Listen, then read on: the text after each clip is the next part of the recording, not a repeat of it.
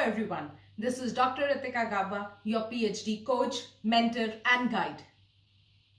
I'm here once again to empower you all with in-depth, genuine and well-researched knowledge.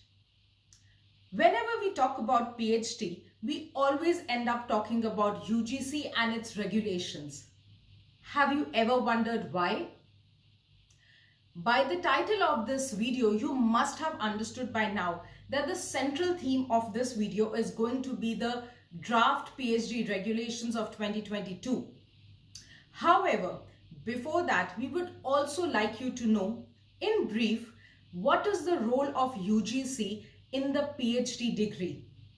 What are these PhD regulations and why is it so important for the students and the universities to know about them?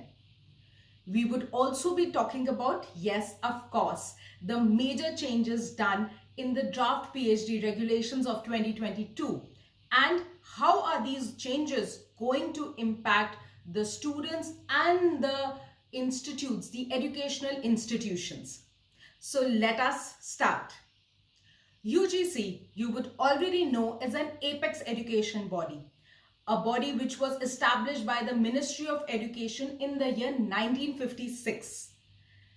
The UGC regulates, recognizes and provides funding to universities and to its affiliated colleges. While students can pursue a UG, PG or a professional program from any of the UGC recognized institute, from INI, that is Institute of National Importance, and even autonomous institutes. Of course, the autonomous institutes need to be approved by some statutory body. However, when it comes to a PhD, in India at least, you can do a PhD only from either a UGC recognized university or an institution of national importance. And all these universities and INI granting a PhD degree in India have to mandatorily follow all the guidelines and processes as prescribed by UGC in its regulations. Therefore, PhD as a degree falls completely under the gamut of UGC. Now, UGC has given the minimum standards and procedures for award of PhD degree, which we also know as the PhD regulations. Now, the last minimum standards and procedures for award of PhD degree were drafted in the year 2016 and they were published in the Gazette in 2017. And it is these 2016-17 regulations and its further amendments that all the universities and institutions are currently following. What is there in these regulations or these minimum standards? So basically all the guidelines related to pursuing a PhD from the point of view of students and from the point of view of university are given in these guidelines. Who can do a PhD? That is eligibility criteria. Who can become a guide? How should the committee, the university committee, evaluate the PhD process, the PhD students? How would the viva be? How would the entrance examination be? What would be the marking criteria in a viva? What would be the coursework be? How would every 6 months a student progress from one year to another year? Then how would the PhD be evaluated? What kind of papers need to be published? And of course, how would the PhD degree be finally awarded? Each and everything has been given in detail in these regulations. And the 2022 regulations, that is the latest regulations, are even more detailed than the previous regulations. So of course, since everything is mentioned in these, every little process is mentioned in these regulations, it becomes extremely important that the universities as well as the students have a thorough understanding and knowledge of these regulations. Now, coming to the latest guidelines, the 2022 guidelines, as we are saying, these were published by UGC on their website in the month of March 2022. Now, these guidelines are basically being developed so as to incorporate all the changes that were suggested by the National Education Policy of 2020. All those who do not know what changes were recommended by the National Education Policy, please you can watch our previous video on the 2 academic programs. We've given all these details in that video. Okay, now coming back to the new PhD regulations. So these regulations as a draft have been put on the UGC website in March. The link to that PDF file of the regulations is given in the description box below. Now, these were invited, suggestions were invited from the stakeholders, and all the suggestions have been collected till 31st March. Whatever suggestions were given have been collected by UGC, and as soon as these suggestions have been incorporated in these draft PhD guidelines, these guidelines would also be published in the Gazette and would be known as the PhD regulations of 2022, and then these are the regulations which all the universities and students would have to follow. Now please remember everyone, these are just minimum standards.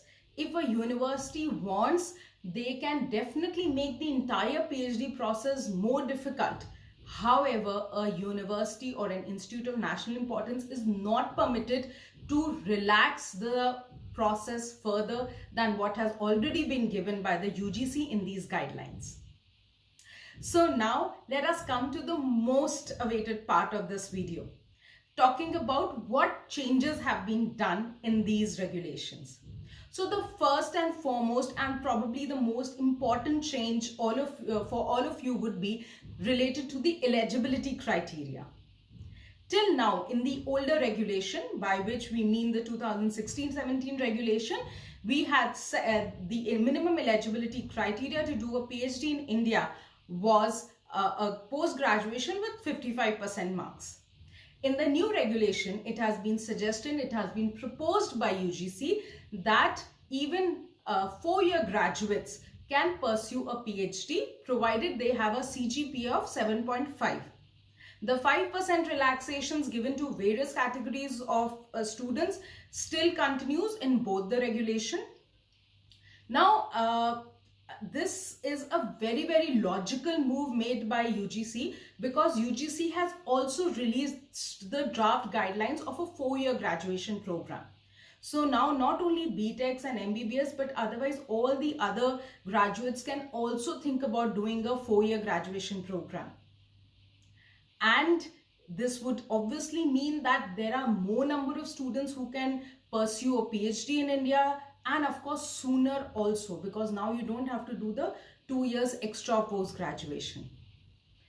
What would it mean for the universities? It would simply mean that they would now have a larger surge of students coming to them asking for PhD admissions, which means that the universities will now have to ramp up their infrastructure and the faculties accordingly.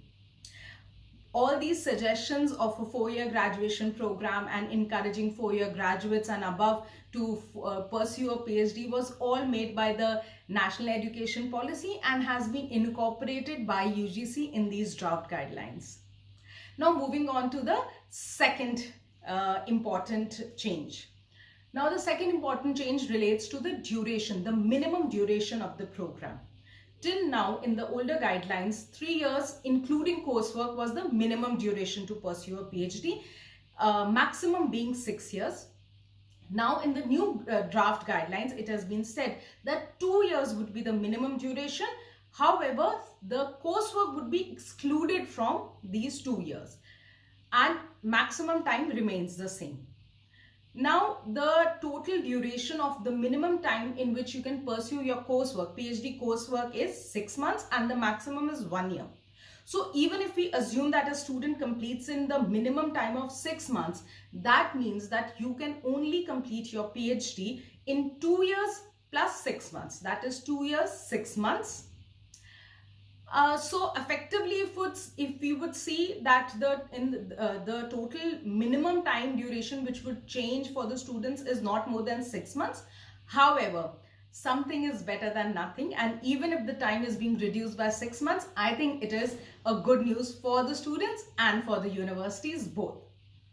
Now coming to the third change, which is again a very important change. It relates to that 60% of the PhD seats would now be reserved for net graduates.